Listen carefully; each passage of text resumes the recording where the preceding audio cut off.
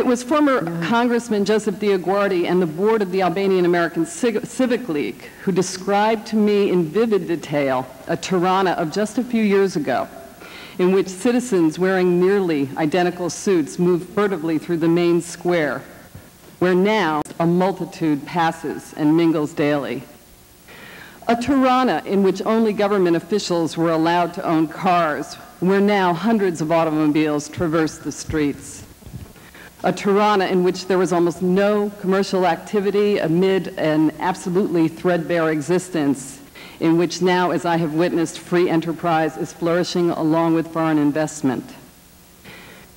In addition to the fairly extensive academic research that I have conducted in relation to Albania since 1991, I have heard numerous personal accounts from Albanians, from Vlora to Durrës, from Shkodra to Tirana, and in the diaspora, from Titova to New York City, of the barbarous treatment that Albanians suffered for 50 years at the hands of communist dictator Enver Hoxha.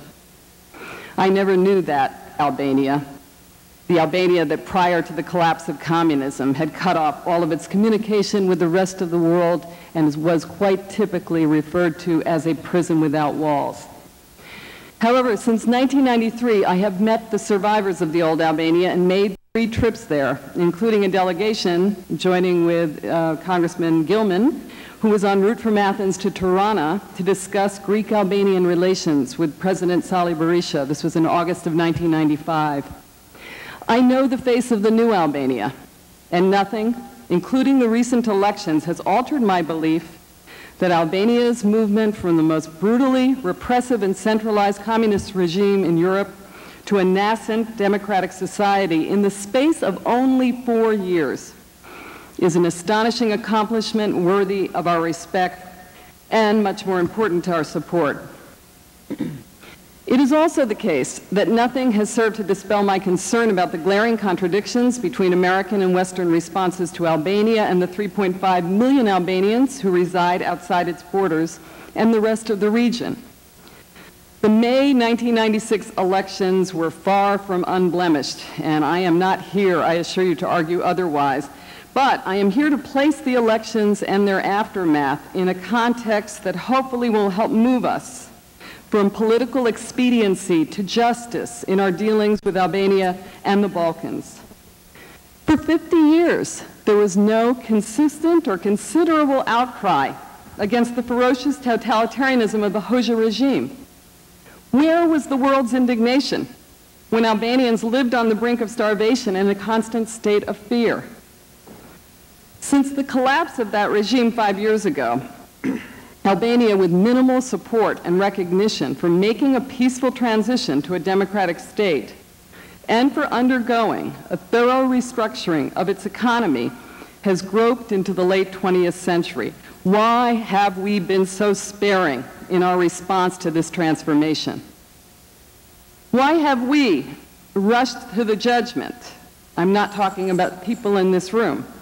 I'm talking about our media. I'm talking about some of our government. I'm talking about the West. Why have we rushed to the judgment that in view of the May elections, Albania must now be isolated, expelled from the Council of Europe, and subject to economic sanctions?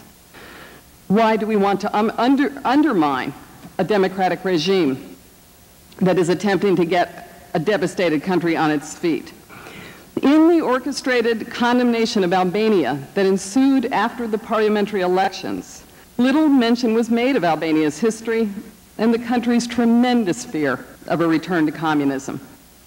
Almost not a word was uttered about the not insubstantial attempts by freelance operatives to unseat the Berisha government.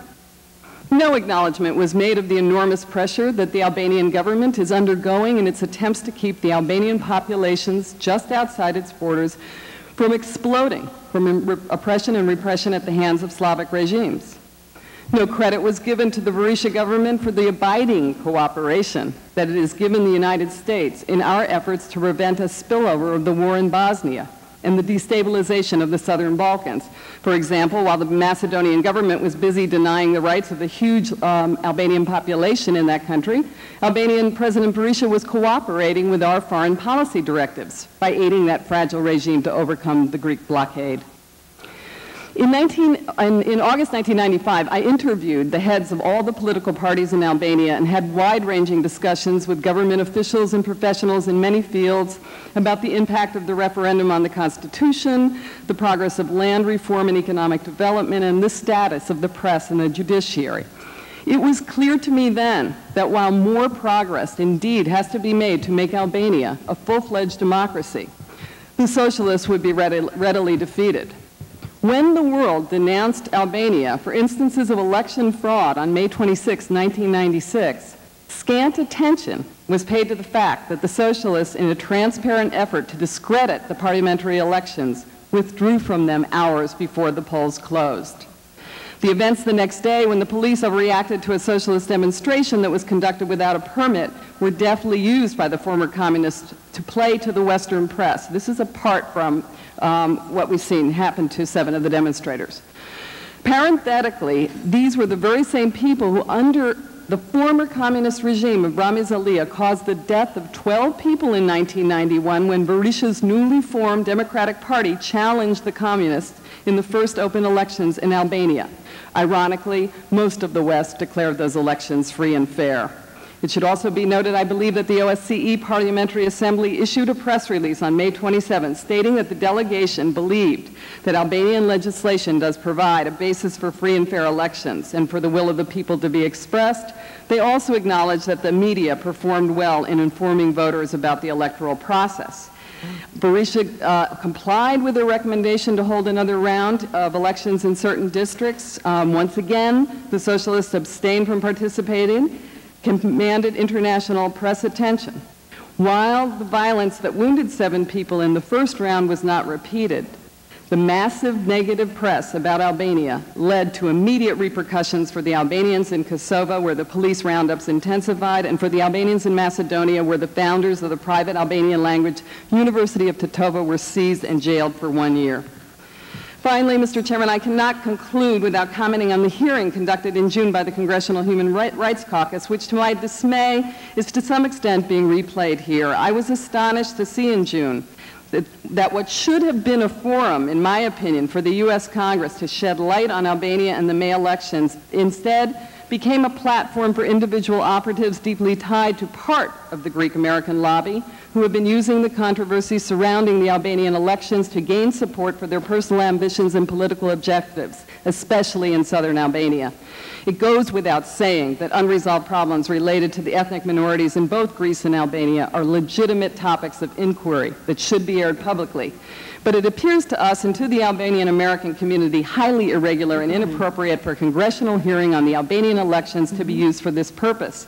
In addition, the integrity of the hearings was undermined by the choice of panelists who remain on one side. The only Albanian chosen to testify, Mr. Pashko, was a well-known former communist who has opposed Sali Berisha from the beginning in his own quest for power, and who has little or no following among democratic forces in Albania or in the diaspora. And on the other hand, Nicholas Gage, who is with us today, a highly visible Greek-American spokesman, who in fact does not represent the Greek government or the majority of Greek Americans, has been outspoken about his desire for the overthrow of the Berisha government. I hope that this is the direction we're not going to go in if we are truly invested in peace for the Balkans, and for which so many people have given their lives. I hope that we will finally address what has not been addressed at the Dayton Accords, that if we want to prevent the spread of extreme ultranationalism, the end of democracy, and the continuation of genocide in Europe, then I hope finally we will address the Albanian question in its entirety that lies at the heart of the Balkan conflict. Thank you.